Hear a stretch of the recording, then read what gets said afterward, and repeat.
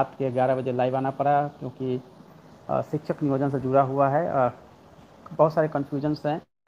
देखिए, शिक्षक नियोजन के बारे में आप सबको पता है कि माननीय उच्च न्यायालय के जो आदेश आए हैं उसके आलोक में शिक्षा विभाग कार्रवाई कर रही है।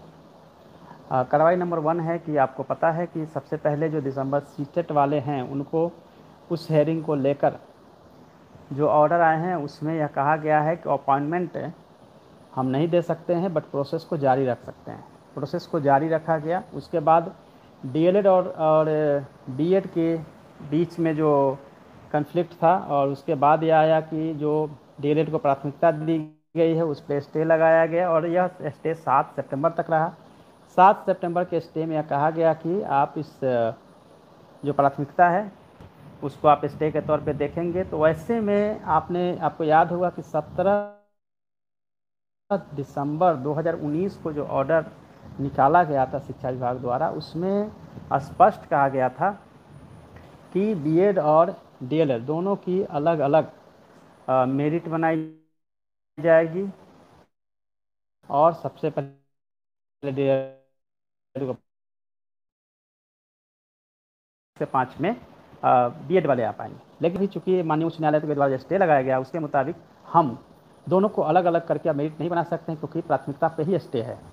तो आज जो लेटर जारी की गई है उसमें कई तरह के कन्फ्यूजन आपके बीच है। पहली कन्फ्यूजन तो यह है कि क्या नियोजन को स्थगित कर दिया गया है? कतई नहीं। उसको मैं आपको एक एक करके जो क्लैरिफाई करता हूँ। सबसे पहले कि जो चूँकि आप अपॉइंटमेंट नहीं कर सकते हैं, इसलिए आप मेरिट लिस्ट नहीं बना सकते हैं, फाइनल मेरिट लिस्ट, पहली बात। दूसरी बात है, डीएलएड की प्राथमिकता को लेकर स्टे लगा है, यानी कि आप डीएलएड और बीएड दोनों के अलग अलग मेरिट लिस्ट नहीं बना सकते हैं।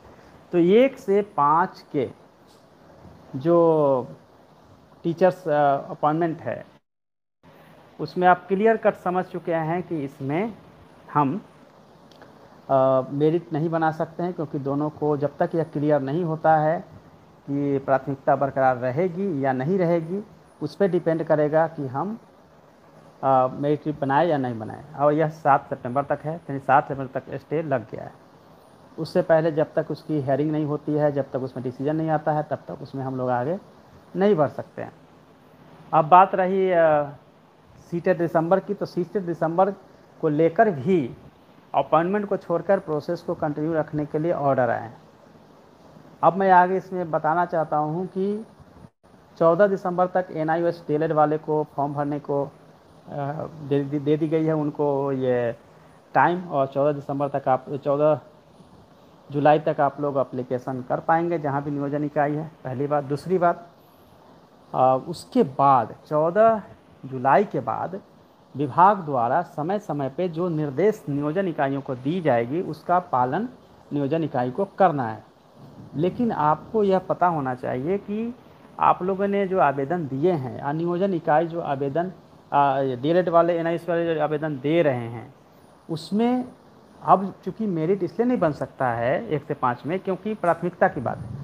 6 से 8 में थोड़ी सी हमें जो है कन्फ्यूजन कम है। 6 से 8 में प्राथमिकता की बात नहीं है, इसलिए 6 से 8 में हम लोग बढ़ सकते हैं मेरिट के लेवल तक, बट अपॉइंटमेंट के लेवल तक हम लोग नहीं जा सकते हैं, क्योंकि माननीय उच्च न्यायालय का उस पर स्टे है। तो उस हिसाब से आप यह समझ ले कि 6 से 8 वाले में 1 से 5 में जब तक डिसीजन नहीं होता माननीय उच्च न्यायालय का, उसमें आगे नहीं बढ़ा जा सकता है।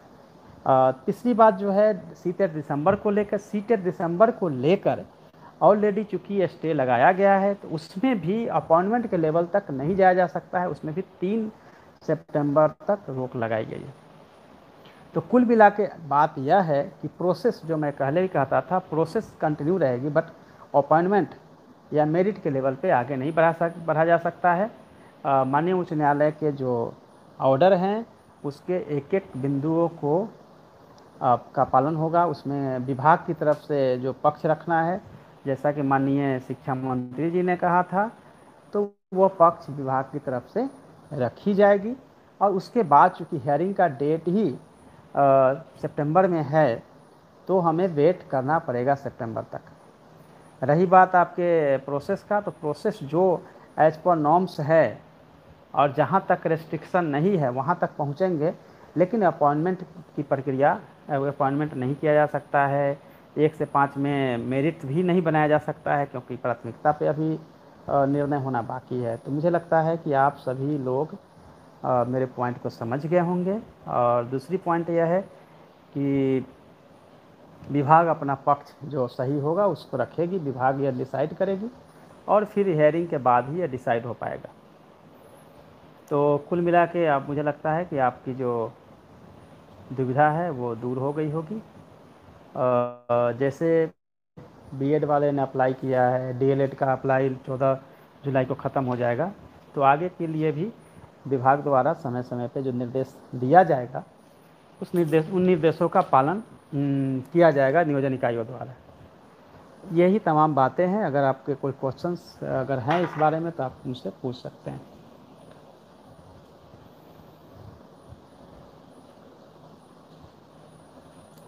शारीरिक शिक्षा एवं स्वास्थ्य अनुदेशक फिजिकल इंस्ट्रक्टर का ऑनलाइन का प्रोसेस आपको पहले ही बताए हैं कि सॉफ्टवेयर डेवलपमेंट के प्रोसेस में है, और जल्दी ही फिजिकल इंस्ट्रक्टर का भी हम लोग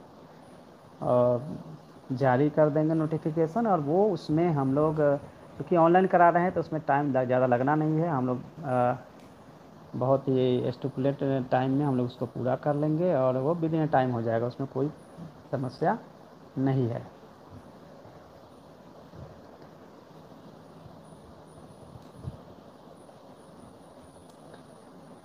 कई बार कन्फ्यूजन था कि ये क्या नियोजन स्थगित कर दी गई है, या नियोजन पे आगे क्या होने वाला है।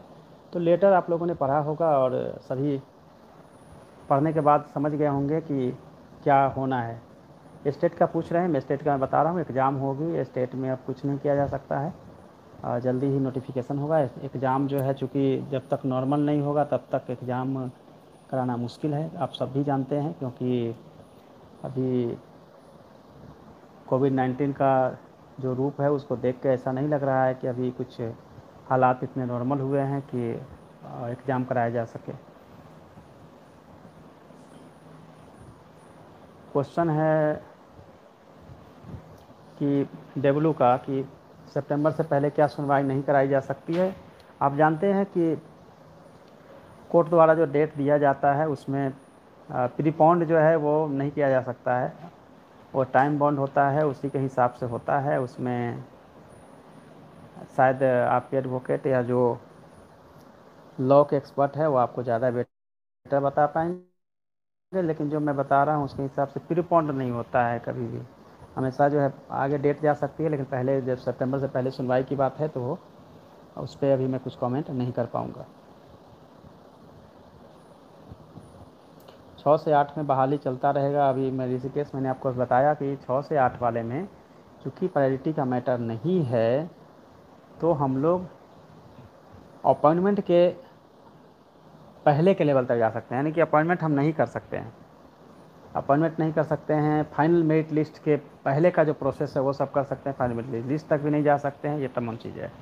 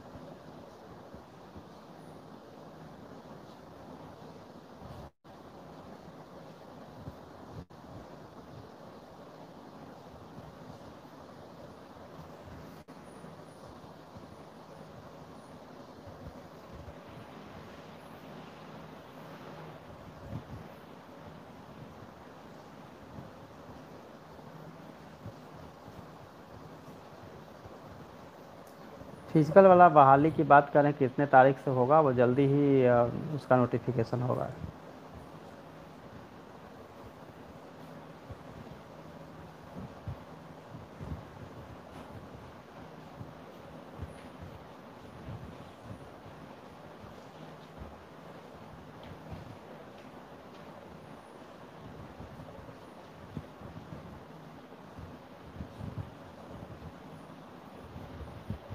बहुत सारे लोगों ने चुनाव से इसको जोड़ा है कि चुनाव से पहले होगा या नहीं होगा। आप सबको पता है अगर समय चुनाव होती है तो सितंबर फर्स्ट वीक में मॉडल कोड ऑफ कंडक्ट आ जाना चाहिए। I am not sure but यह अनुमान लगाया जा सकता है।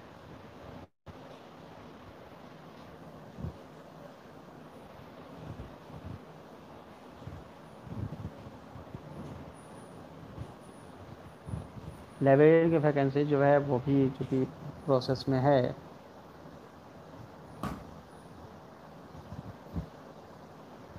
अंतर जिला स्थानांतरण नियम देखिए वो आपके क्वेश्चन जो है वो स्पेसिफिक होने चाहिए। विभाग की जो चीज़ें हैं वो क्लियर कट नहीं कहा जा सकता है। मुझे लगता है कि सारी बातें आप लोगों को मैंने कह दिया है। लॉकडाउन और बाकी चीज़ें आप लोगों ने देखा भी होगा। और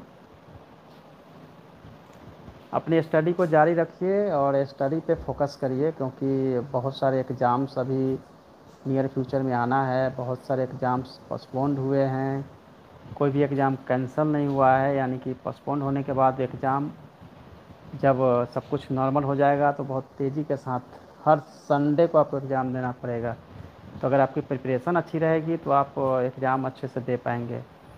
तो आप फोकस करिए अपनी स्टडी पे फोकस करेंगे तो बेटर रहेगा और आप जल्दी सिलेक्ट भी हो पाएंगे।